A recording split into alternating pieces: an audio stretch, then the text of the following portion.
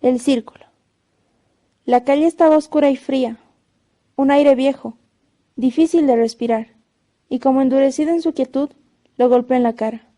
Sus pasos resonaron en la noche estancada del pasaje. Vicente se levantó el cuello del abrigo. Tiritó involuntariamente. Parecía que todo el frío de la ciudad se hubiese concentrado en esa cortada angosta, de piso desigual, un frío de tumba, compacto. Claro, se dijo, y sus dientes castañaban. Vengo de otros climas. Esto ya no es para mí. Se detuvo ante una puerta. Sí, esa era la casa. Miró la ventana antes de llamar, la única ventana por la que se filtraban débiles hilos de luz. Lo demás era un bloque informe de sombra. En el pequeño espacio de tiempo que medió entre el ademán de alzar la mano y tocar la puerta, cruzó por su cerebro el recuerdo entero de la mujer a quien venía a buscar. Su vida con ella, su felicidad, truncada brutalmente por la partida sin anuncio. Se había conducido como un miserable, lo reconocía. Su partida fue casi una fuga, pero ¿pudo proceder de otro modo? Un huésped desconocido batía ya entre los dos su ala sombría, y ese huésped era la demencia amorosa. Hincada la garra en la entraña de Elvira, torturábala con desvaríos de sangre. Muchas veces él vio brillar determinaciones terribles en sus ojos, y los labios, dulces para el beso, desprendían llamas y pronunciaban palabras de muerte, detrás de las cuales percibíase la resolución que no engaña. Cualquier demora suya, cualquier breve ausencia sin aviso, obligando por sus deberes, por el reclamo inexcusable de sus amigos, provocaba explosiones de celos. Le encontraba desgarrada, temblando en su nerviosidad, pálida. Ni sus preguntas obtenían respuesta, ni sus explicaciones lograban romper el mutismo duro, impregnado de rencor, en que Elvira mordía su violencia, y de pronto estalla en injurias y gritos. La cabellera al aire, loca de cólera y amargos resentimientos. Llegó a pesarle ese amor como una esclavitud, pero eran cadenas que su voluntad no iba a romper. La turbulencia es un opio, a veces que paraliza el ánimo y lo encoge.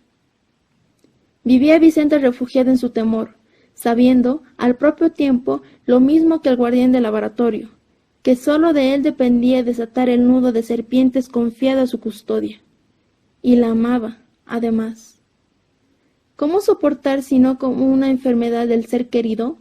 Ese flagelo que corroía su dicha, ese concubinato y la desventura. La vida se encargaría de curarla, el tiempo, que trae todas las soluciones. Fue la vida la que cortó un tajo imprevisto a los lazos aflictivos. Un día recibió orden de partir. Pensó en la explicación y la despedida, y su valor flaqueó. Engañándose a sí mismo, se prometió un retorno próximo, se prometió escribirle, y habían transcurrido 2 años. Casi consiguió olvidarla, pero ¿la había olvidado? Regresó a la ciudad con un espíritu ligero. Conoció otras mujeres en su ausencia. Se creía liberado. Y, apenas había dejado su valija, estaba aquí, llamando a la puerta de Elvira, como antes. La puerta se abrió sin ruido, empujada por una mano cautelosa, y una voz, la voz de Elvira, preguntó: ¿Eres tú, Vicente? Elvira, susurró él, apenas ahogada el habla por la sorpresa y la emoción. ¿Cómo sabías que era yo? ¿Pudiste verme acaso en la oscuridad a través de las cortinas? Te esperaba. Lo trajo hacia adentro y cerró. Es que no puede ser. Tuve el tiempo escaso para dejar mi equipaje y venir volando hasta acá. ¿Cómo podía saberlo? No lo sabía nadie. Ella callaba, parsimoniosa. Estaba pálida, más pálida que nunca, pensó Vicente. Lumbres de fiebre encendían sus ojos arrasados por el desconsuelo, como él había imaginado con lacerante lástima cada vez que pensaba en ella. La soledad enseña tantas cosas, dijo. Siéntate. Él ya se había sentado con el abrigo puesto. Hace tanto frío aquí como afuera. ¿Por qué no enciendes la estufa? ¿Para qué? Aquí siempre hace frío. Ya no lo siento. No había cambiado. Era así, indócil, cuando la roía alguna desazón. ¿Iba a discutir con ella esa primera noche?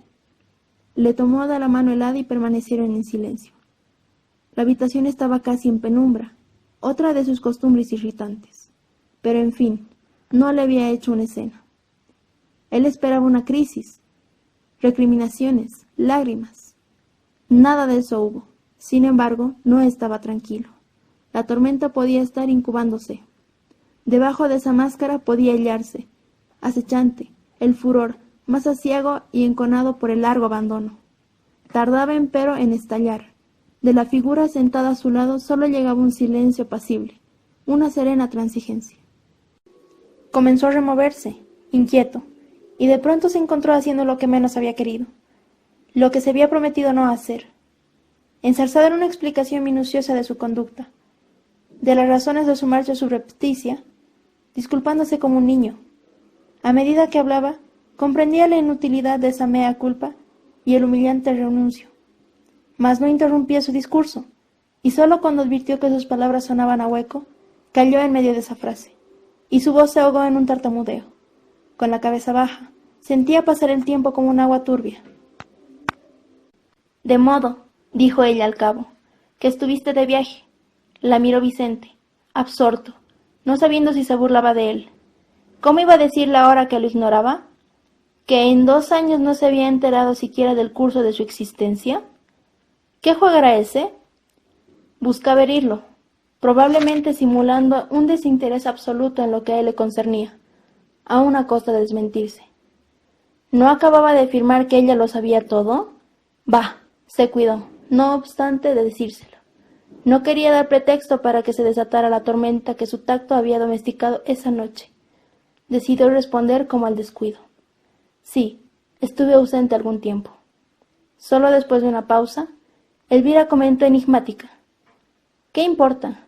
Para mí ya no existe el tiempo. Precisamente, dijo él extrayendo de su bolsillo un menudo reloj con incrustaciones de brillantes. Te he traído esto.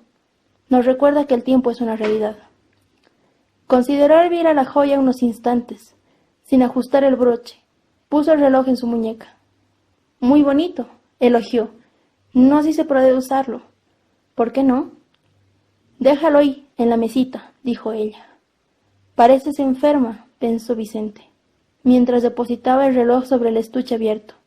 Estaba en efecto delgada y exangüe, pero no se atrevió a interrogarla. Estalló un trueno, lejos, en las profundidades de la noche. La lluvia gemía en los vidrios de la ventana. Un viento desasosegado arrastraba su caudal de rencor por las calles, sobre los techos. «Bésame», le pidió ella. La besó largamente, estrechándola entre sus brazos. El viejo amor renacía de un nuevo imperio, y era como tocar la raíz del recuerdo, como recuperar el racimo de días ya caídos. Refugiada en su abrazo, parecía la hija del metálico invierno, un trozo desprendido de la noche. «Tienes que irte, Vicente», se puso de pie. «Volveré mañana», dijo él. «Sí. Vendré temprano. No nos separaremos más, te prometo». «No prometas nada, estoy segura. El pacto está sellado. Vete». La lluvia azotaba la calle con salvajes relamazos de furia. «Maldito tiempo», rezongó Vicente, calado antes de haber dado 10 pasos. «A ver si ahora no encuentro un taxi». Somos prisioneros del círculo. Uno cree haberse evadido del tenaz acero y camina, suelto al fin, un poco extraño en su albedrío, y siente que lo hace como en el aire. Le falta un asidero, el suelo de todos los días, y el asidero es, de nuevo, la clausura. Vicente atraviesa calles y plazas. Hay un ser que se desplaza de él y lo aventaja, apresurado, con largas zancadas varoniles, ganoso del encuentro, mientras otro, en él, se resiste, retardando su marcha, moroso y renuente. Él mismo va siguiendo al primero contra su voluntad. ¿Pero sabe siquiera cuál es su voluntad? ¿Lo supo nunca? Creyó, un momento, que era el saberse libre. Ya libre, su libertad le pesaba como un inútil fardo. ¿Qué había logrado si su pensamiento era Elvira? Si su reiteración, sus vigilias, se llamaban Elvira? Su contienda, los 2 atroces años debatiéndose en un litigio torturado. ¿No tenía también ese nombre? Lúcido, con una lucidez no alterada, percibía curiosamente la naturaleza del discorde sentimiento, que no se parecía al amor ni era el anhelo de la carnal presencia de Elvira, sino una penosa ansia, la atracción lancinante de un alma. La secreta corriente lo lleva por un trayecto tantas veces recorrido. Vicente se deja llevar. Discurre los antiguos lugares, los saluda, ahora a la luz del sol. Entra en la calleja familiar, luego de haber dejado atrás, a medio cumplir, sus afanes. Llama a la puerta. Un perro que pasa se detiene a mirarlo un instante. Después sigue trotando, sin prisa, calle abajo. Vuelve a llamar y espera el eco del campanillazo. Nada oye. El timbre sin duda no funciona. Toca entonces con los nudillos, enseguida más fuerte. Ninguna respuesta. Elvira ha debido salir. ¿Pero no queda nadie en la casa? Retrocede hasta el centro de la calzada para mirar de frente el edificio. Observa que las celosías están corridas, los vidrios sin limpieza. Se diría una casa abandonada. Qué raro era todo esto. Una vecina se había asomado. Lo examinaba desde la puerta de su casa, la escoba en la mano. Vicente soportó el escrutinio sin darse por enterado. Bruja curiosa, gruñó. La vieja avanzó por la acera. ¿Busca a alguien, señor?, preguntó. Sí, señora, respondió de mala gana. Busco a la señorita Elvira Evangelio. La mujer tornó a examinarlo acuciosa. ¿No sabe usted que ha muerto hace 3 meses, señor? La casa está vacía. Vicente se encaró con entrometida. Esbozó una sonrisa. Por suerte, dijo, la persona a quien busco vive, y vive aquí. ¿No pregunta usted acaso por la señorita Evangelio? Así es, señora. Pues la señorita Evangelio ha muerto, y fue enterrada cristianamente. La casa ha sido cerrada por el juez, ya que la difunta no parecía tener parientes. ¿Estaría en sus cabales esa anciana? Vicente la midió con desconfianza. En cualquier caso, era una chiflada inofensiva. Seguiría probando. Soy el novio de Elvira, señora. Estuve ausente y he vuelto ayer, para casarme con ella. La visité anoche. Conversamos un rato. ¿Cómo puede decir que ha muerto?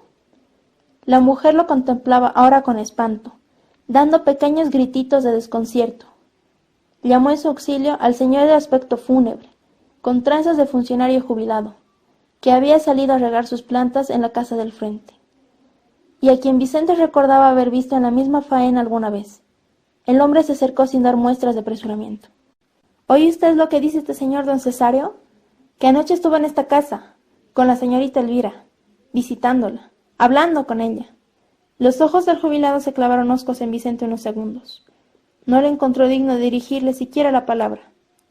Dio a comprender con su actitud que juzgaba con severidad a los jóvenes inclinados a la bebida. Y volviéndole la espalda, se retiró farfullando entre dientes. Vicente decidió marcharse. O toda esa gente estaba loca, o padecía una confusión grotesca.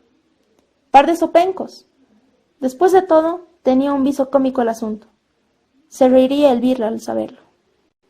Por la noche la casa estaba toda oscura. Llamó en vano. Sus golpes resonaban profundamente en la calma nocturna. Sus propios golpes lo pusieron nervioso. Comenzó a transpirar. Advirtió que la frente la tenía humedecida. Un tanto alarmado ya, corriendo sin reparo por las calles silenciosas, hasta encontrar un vehículo, acudió a interrogar a algunos amigos. Todos le confirmaron que Elvira había muerto. No se aventuró a referirle su extraña experiencia. Temía que lo tomaran a risa. Peor aún, temía que le creyeran. Hay una zona de la conciencia que se toca con el sueño, o con mundos parecidos al sueño. Creía estar pisando esa zona, esa línea a lo que los vapores azules del alcohol nos aproximan. Y con esa misma dificultad de ebrio o delirante, su espíritu luchaba por discernir la realidad. Cuando el juez accedió a su demanda, abrió la casa de la muerta. Vicente descubrió, sobre la mesita de la sala, el pequeño reloj con incrustaciones de brillantes, en el estuche abierto.